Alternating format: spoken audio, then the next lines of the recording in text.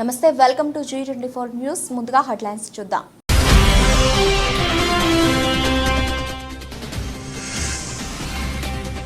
హైదర్ షా కోటలోని మూసీ పరివాహక ప్రాంతాల్లో పర్యటిస్తున్న బీఆర్ఎస్ ఎమ్మెల్యేలు, ఎమ్మెల్సీల బృందం.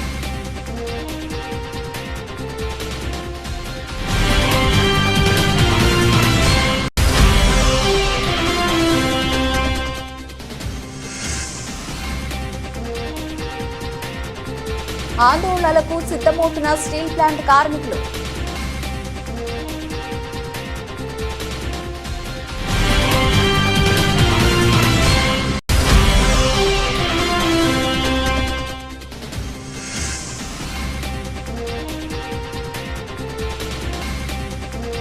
తిరుమలలో రెండో రోజు సిట్ విచారణ.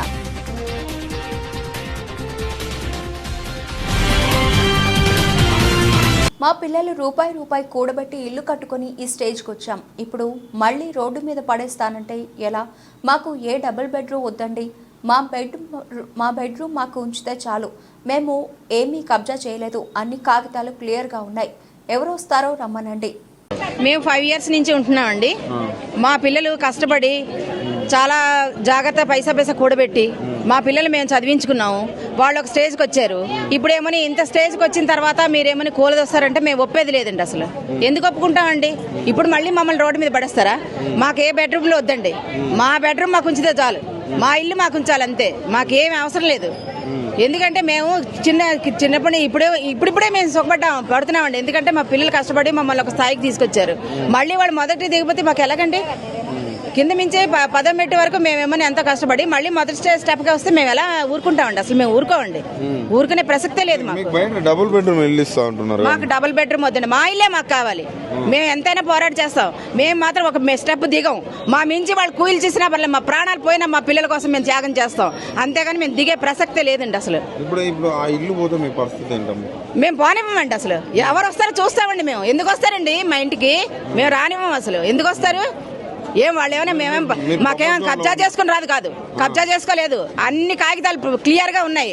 ఎవరు వస్తారో రమ్మని చూపిస్తాం. మేము రేవంత్ రెడ్డి గారు నమస్కరిస్తూ చెప్తున్నాం, మాకు హాని తలపెట్టవద్దు. మాకు హాని తలపెడితే మేము ఒప్పుకోము. ఏదండి తండ్రి ఏదైనా కష్టం వస్తే తండ్రికి చెప్పుకుంటామండి. కంచె చేను మేస్తే ఎలాగండి?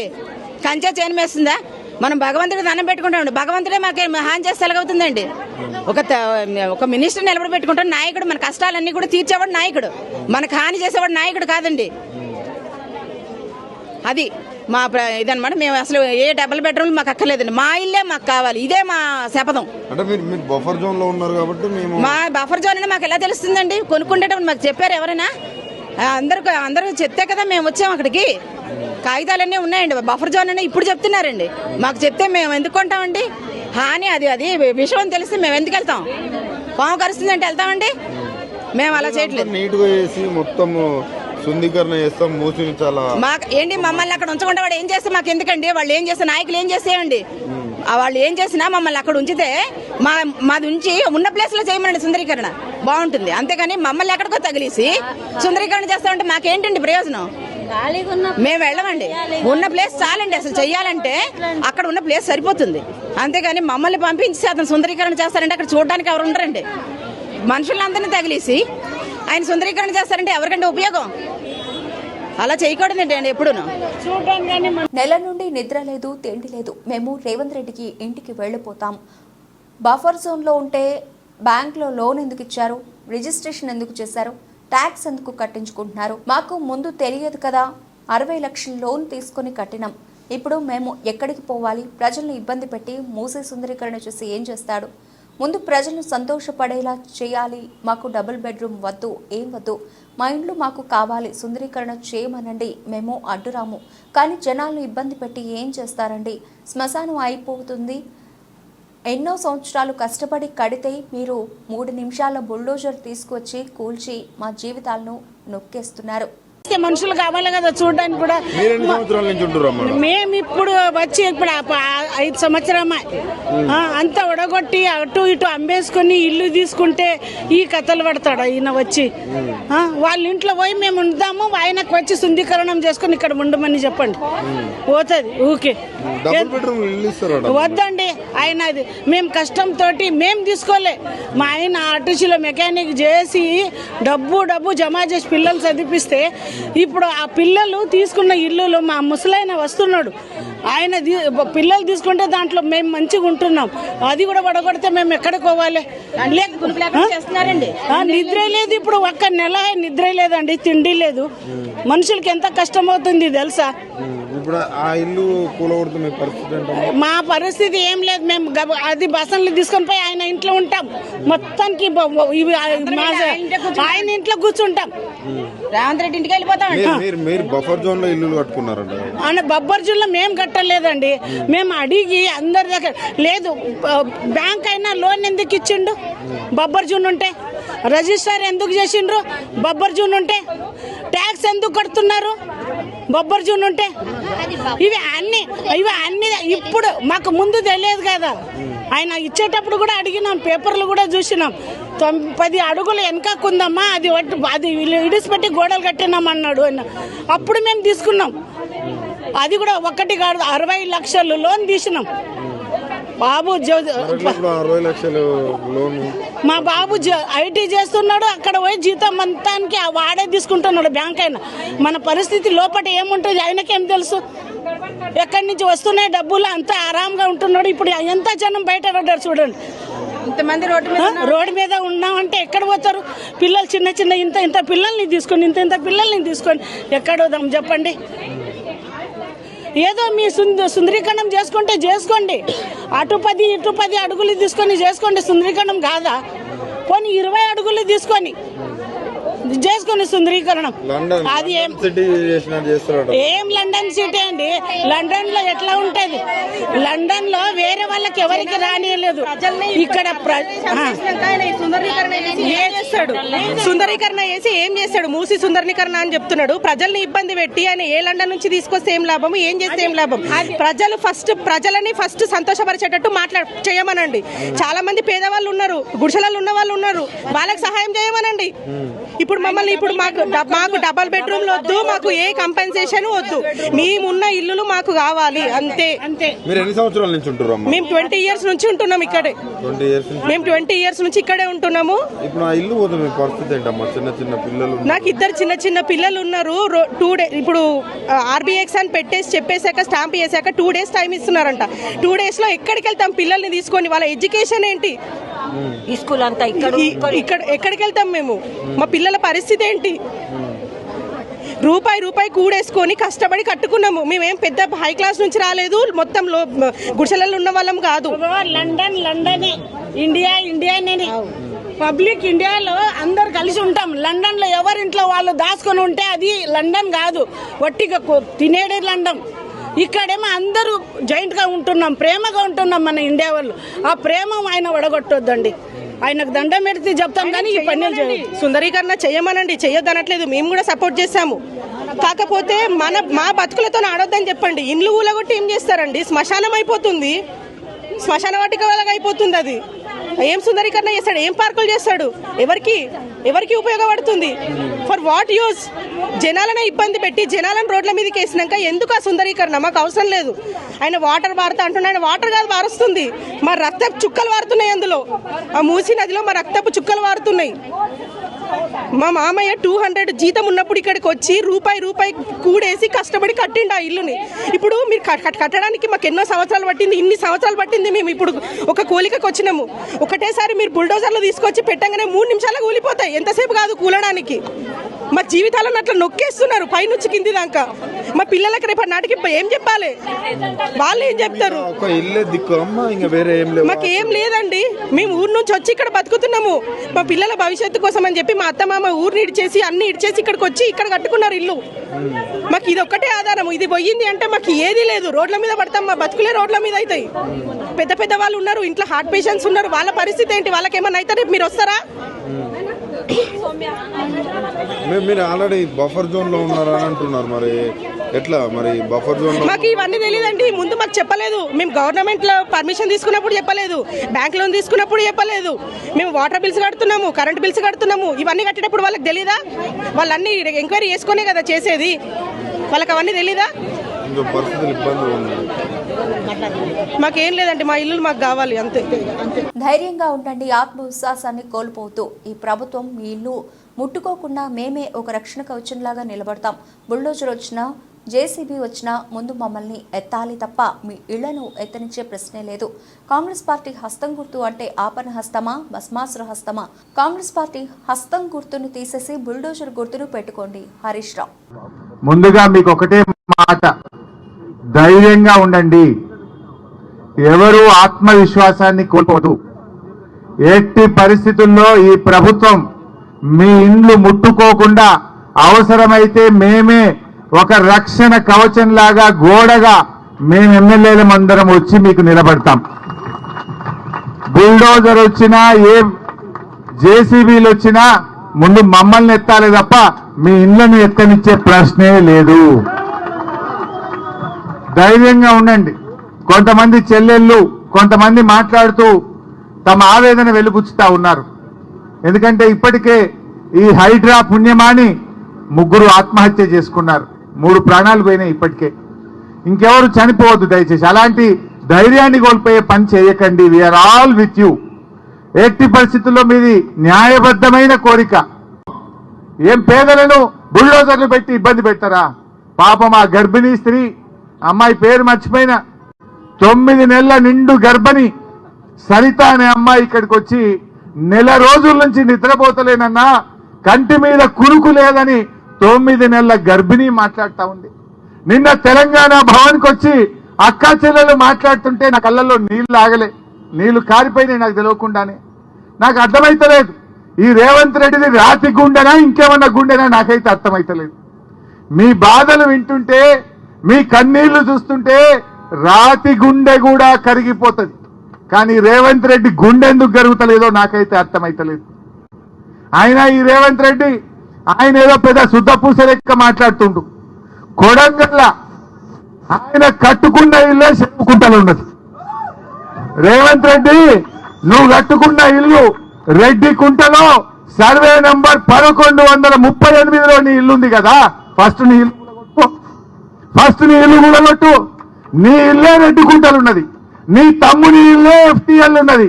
నీ తమ్మునికో రూలు, నీకో రూలు, గరీబులకు ఒక రూలా అని నేను అడుగుతా ఉన్నా. ఇదెక్క న్యాయం? పాపం ఒక అమ్మ మిలిటరీ అని చెప్పింది, సరిత అని.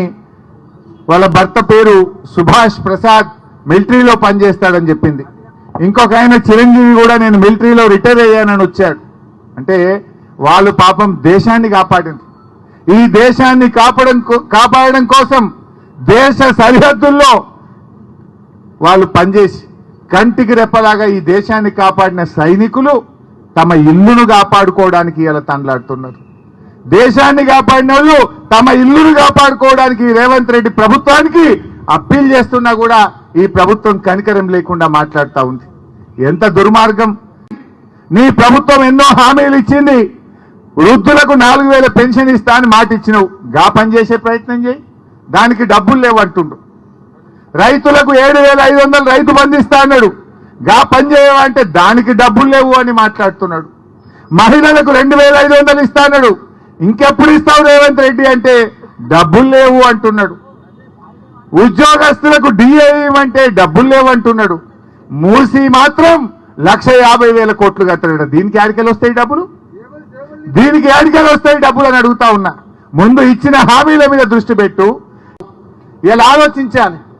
కాంగ్రెస్ పార్టీ అంటే హస్తం గుర్తు. హస్తం గుర్తు అంటే మీరు అపన్న హస్తం ఇస్తారా, భస్మాసుర హస్తం అవుతారా? బుల్డోజర్ కి రాజ్యమైంది. రాహుల్ గాంధీ పొద్దుగా లేస్తే టీవీలలో మాట్లాడుతుండు, బుల్డోజర్ రాజ్ నహీ చలేగా అంటాడు. फिर तेलंगाना में क्या चल रहा राहुल गांधी? तेलंगाना में आज बुलडोजर का राज चल रहा. ये काम करो, वो आपका हाथ का निशाना निकाल के बुलडोजर का निशाना रख लो तुम. क्या హైదర్ షా కోటలోని మూసీ పరివాహక ప్రాంతాల్లో పర్యటిస్తున్న బీఆర్ఎస్ ఎమ్మెల్యేలు ఎమ్మెల్సీల బృందం ఇంకోటి కానీ యాక్సెప్ట్ చేస్తాం. అప్పటి వరకు అందరికి చెప్పేదంటే ఏ కాలనీ వాళ్ళైనా ఎలాంటి సర్వేలను అనుమతించకండి.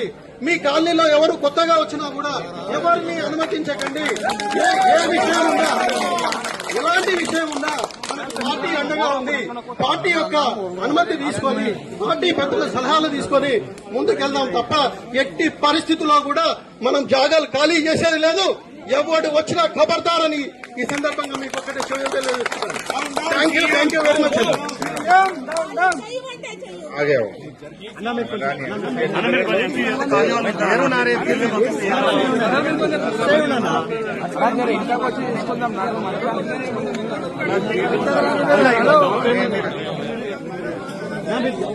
సార్ మేము పూసి బాధితులం సార్.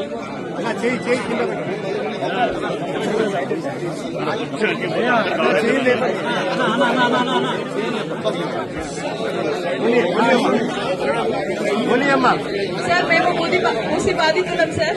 టీవీ ఆన్ చేస్తే రెడ్ లైన్ అంటారు, బ్లూ లైన్ అంటారు. మాకు ఏమి తెలియదు సార్ ఏ రెడ్ లైన్ ఏ బ్లూ లైన్ వెళ్ళిపోతుంది అని సర్వేలో చెప్తున్నారు సార్. మాకున్నది ఒక ఇల్లు సార్, మిగతా ఏమీ ఆస్తులు లేవు. ఆ ఒక్క ఇల్లు కోసమే మేమిద్దరం కష్టపడుతున్నాము. మేము ఐటీ జాబ్ వాళ్ళం. మాకు ఎప్పుడు ఉద్యోగాలు ఉంటాయో తెలియదు, ఎప్పుడు వెళ్తాయో కూడా తెలియదు, ఎప్పుడు రిసెషన్ వస్తుందో తెలియదు. కానీ ఏదో ఒక ఇల్లు ఉంటే మా పిల్లలకి మా ఫ్యూచర్ కి బాగుంటుందని. నేను అనంతపూర్ ప్రాపర్ సార్, నాది హైదరాబాద్ కాదు. అనంతపూర్ నుంచి ఇక్కడ వచ్చి మా జాబ్స్ ఉన్నాయి, మేము ఇక్కడ ఏదో మా పిల్లల ఫ్యూచర్ బాగుంటుందని అక్కడ ఏదో ఆస్తులు అమ్ముకొని ఇక్కడ వచ్చి కొన్నాం సార్. ఇప్పుడు సడన్ గా వచ్చి ఇది మీ ఇల్లు కాదు, మీ ఇల్లు పూజ చేస్తామంటే మేము ఎక్కడ వెళ్ళాలి?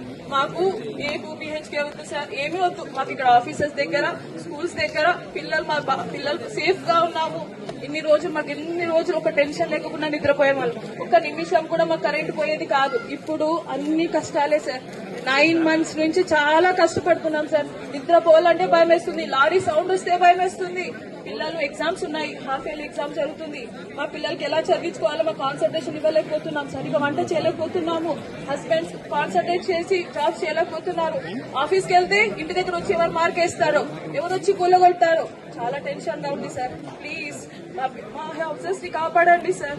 మాకు ఇల్లు తప్ప వేరే ఏమి లేవు సార్. మేమందరం మైనార్టీ వాళ్ళం, అందరము ఏదో చేస్తాడు అని వేసాము. కానీ ఇంత అన్యాయం చేస్తాడు అనుకోలేదు సార్. ఇంత అన్యాయం చేస్తాడని ఎప్పుడు అనుకోలేదు sir. Thank you so much and thank you BRS party. Thank you so much. Thank you so much BRS party.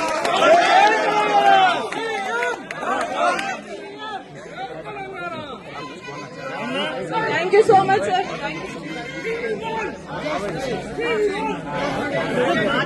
AP Visakha steel plant కార్మిక సంఘాలు మరో ఆందోళనకు సిద్ధమవుతున్నాయి. స్టీల్ ప్లాంట్ పరిరక్షణ ఉద్యమం కార్యాచరణపై వాళ్ళ సంఘాల నేతలు చర్చించారు. ఎల్లుండి నుంచి 3 రోజుల పాటు ప్రజా సంఘాల ఆధ్వర్యంలో నిరాహార దీక్షలు చేపట్టనున్నారు. స్టీల్ ప్లాంట్ను సెయిల్లో విలీనం చేయాలని డిమాండ్ చేస్తున్నారు. ఇవాళ సిఐటి ఆధ్వర్యంలో కుర్మన్నపాలెం నుండి పాత గాజువాక మీదుగా పెదగంట్వాడ వరకు భారీ పాదయాత్ర చేపట్టారు.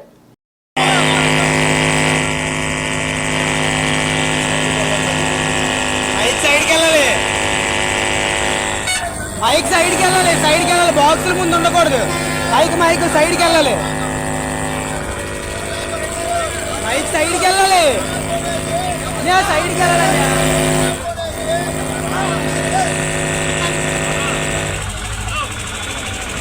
అన్నయ్య మైక్ కొంచెం సైడ్కి వెళ్ళాలి, బాక్సుల ముందు ఉంటుంది అలాగా. అయ్యా మైక్ ఆపిస్తారు, సాంగ్ ఉంటాయి.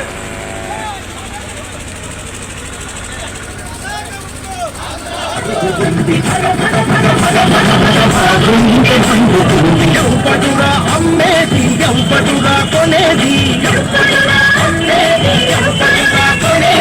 వంటానికి ఆడెవ్వడు అమ్మటానికి ఎవ్వడు,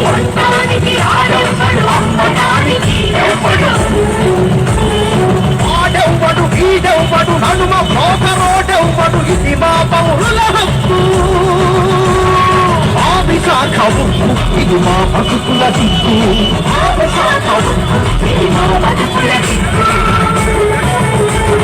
జాతిని నడిపించే దేశమెల్లు పూసల్లో ఆ నెత్తుకు పట్ట కట్టి నిలిచిన విశాఖవు మా జీవన హక్కురా. తిరుమల కల్తీ నెయ్యి వ్యవహారంపై రెండో రోజు సిట్ విచారణ కొనసాగుతోంది. 3 బృందాలుగా ఏర్పడి అధికారులు విచారించనున్నారు. టీటీడీ బోర్డు దగ్గర నుంచి అధికారులు సిబ్బంది పాత్ర వరకు అన్ని అంశాలపై దర్యాప్తు చేయనున్నారు. ఈవో శ్యామలరావును కలిసి పూర్తి వివరాలు తెలుసుకోనున్నారు. ఈ నెయ్యి సరఫరా చేసిన దుండిగలలోని యార్ డైరీ ఫుడ్స్ సంస్థ, తిరుమలలోని లడ్డూ పోర్టు విక్రయ కేంద్రాలు సరుకులను పరిశీలించనున్నారు. తిరుపతి ఈస్ట్ పోలీస్ స్టేషన్లో రిజిస్టర్ అయిన కేసు నంబర్ 470/24కి ఇన్వెస్టిగేషన్ కోసం సిట్ ఏర్పాటు చేయడం జరిగింది. దాని పరంగా మనం నిన్న ఇక్కడ వచ్చాము.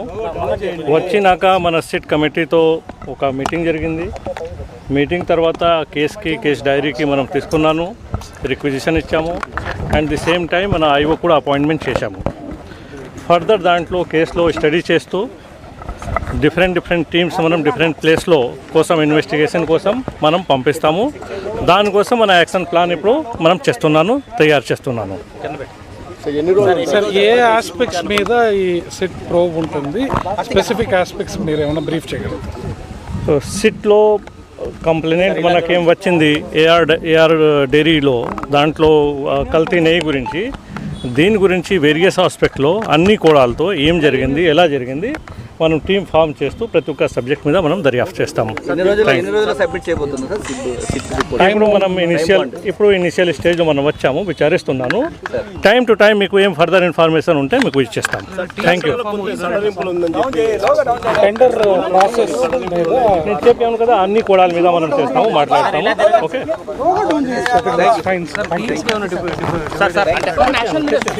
మాజీ మంత్రి హరీష్ రావు, సబితా ఇంద్రారెడ్డి నేతృత్వంలో బీఆర్ఎస్ ఎమ్మెల్యేలు, ఎమ్మెల్సీల బృందం మూసీ పరివాహక ప్రాంతాల్లో పర్యటిస్తోంది. హైదర్షికోట్లో బాధితుల ఇళ్లను నేతలు పరిశీలించారు. అనంతరం వారితో ఇంటరాక్ట్ అయ్యారు. బాధితులకు అండగా ఉంటామని భరోసా ఇచ్చారు. బీఆర్ఎస్ తరఫున న్యాయపరంగా పోరాటం చేస్తామని తెలిపారు.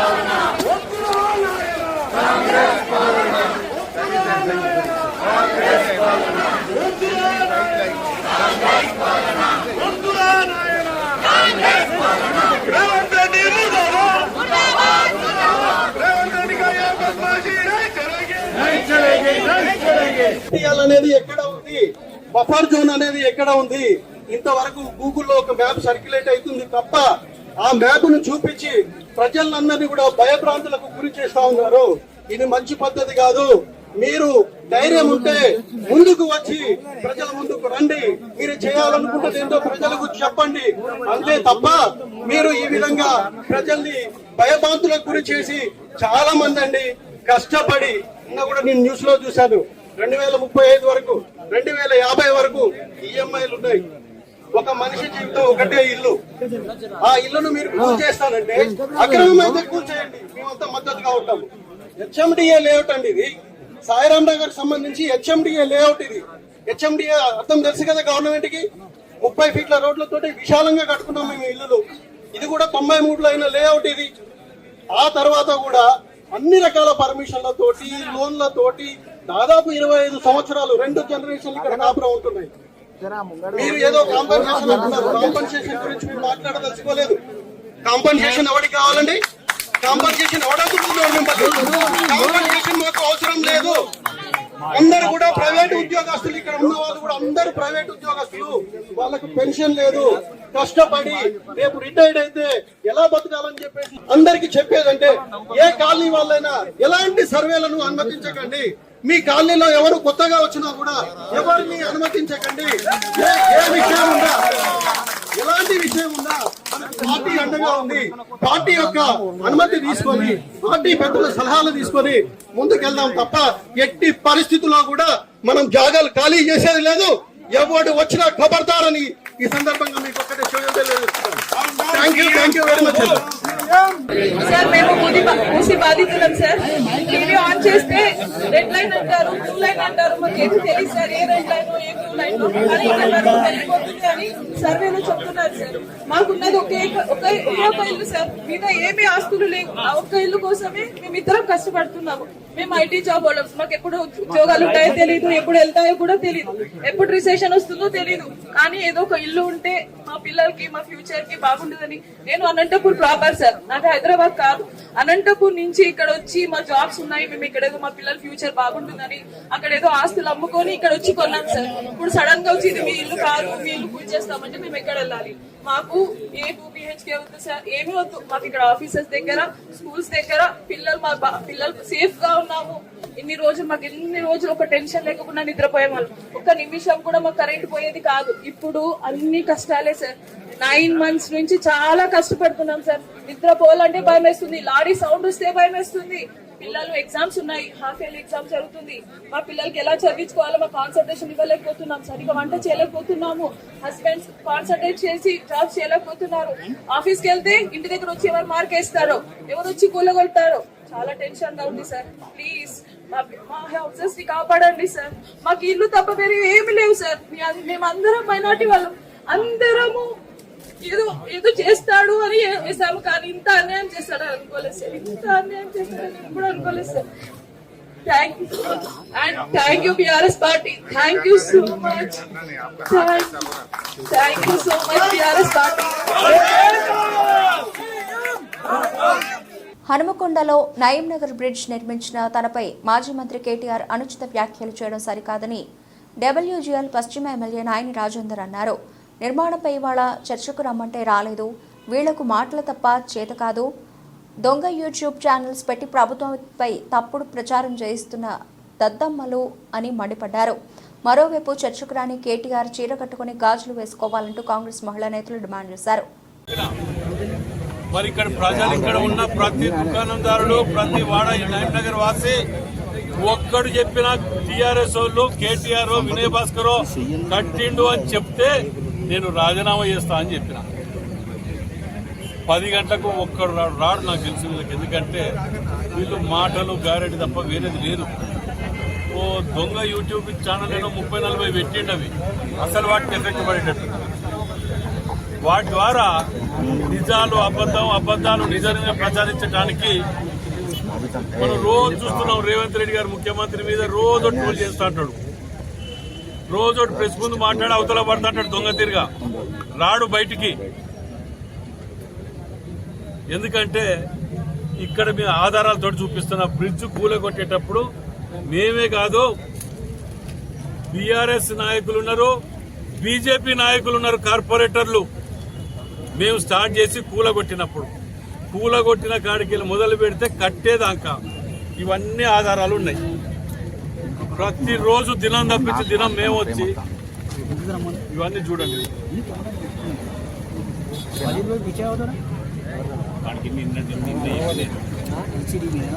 పేపర్లు, టీవీలు, ఇన్నిట్లల్లా ప్రతి దాంట్లో ప్రసారమైంది. మరి నోరెట్టు వచ్చింది అబద్ధం ఆడటానికి? నువ్వు చదువుకున్న మేధావి పట్టావు కదా, నీకు నోరెక్కడి నుంచి వచ్చింది ఆ విధంగా మాట్లాడటానికి? నేను అందుకే చెప్పిన, వీళ్ళు మాట్లాడే బుద్ధి ఇంకా మార్చుకోలే, వీళ్ళ అహంకారం ఇంకా పోలే. పొద్దుగా లేస్తే ప్రభుత్వం మీద తప్పుడు ప్రచారాలు చేసుకుంటూ అల్లుడో దిక్కు, హరీష్ రావు దిక్కు, కేటీఆర్ దిక్కు. ఓ దుకాణం పెట్టిండ్రు, ఎంతసేపు వీళ్ళు చెయ్య చేతగాలే దద్దమ్మలు. ముఖ్యమంత్రిని కలవటానికే ఎమ్మెల్యేలకు మంత్రులు లాగులు తడిచేది, మీరు పోయి ఫండ్ తీసుకొచ్చి కంప్లీట్ చేసేది ఎక్కడిది? మీరు ప్రపోజల్ పెట్టొచ్చు. బులెటిన్ ముగించే ముందు హెడ్లైన్స్ మరోసారి.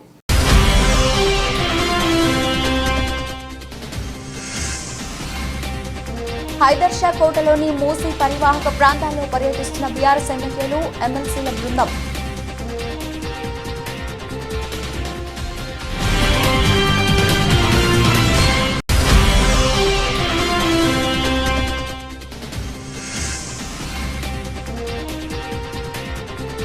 ఆందోళనలకు సిద్ధమవుతున్న స్టీల్ ప్లాంట్ కార్మికులు.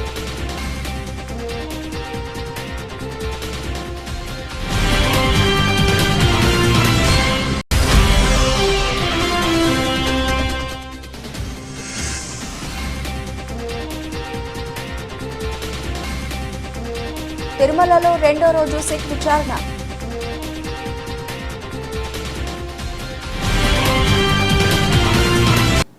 ఇవి బ్లాక్ నబల్సిన అప్డేట్స్. మరిన్ని అప్డేట్స్తో మళ్ళీ కలుద్దాం. అంతవరకు సెలవు. నమస్తే.